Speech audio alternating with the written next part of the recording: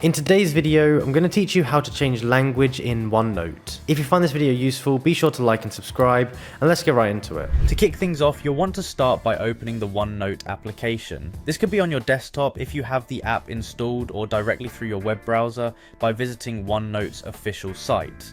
If you're not already logged in, go ahead and enter your credentials to access your account. Once you're set up and signed in, you'll find yourself at the main dashboard where all your notebooks and notes are stored. Now that you're in the app, the next step involves accessing the settings.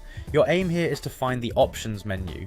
Look towards the top corner of your application window where you'll usually see a gear icon or a settings menu. Click on this gear icon to open up the settings. This menu is where all the customization options for OneNote are located, and it's essential for managing your preferences.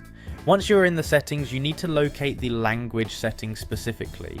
In the options menu, look for a section labeled language or something similar. It's often nestled with other personalization options, so take a moment to scan through the settings if you don't see it right away. Clicking on language will open up the part of the settings where you can change language preferences for the app.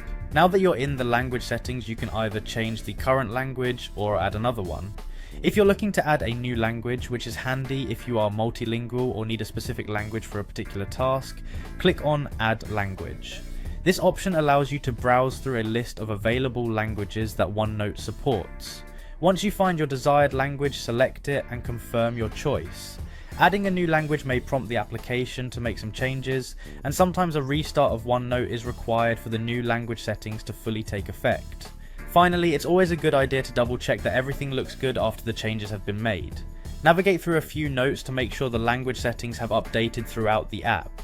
If you run into any hiccups like the language not changing where it should, revisiting the language settings, or restarting the app often resolves the issue. And there you have it, a straightforward way to change or add a language in OneNote.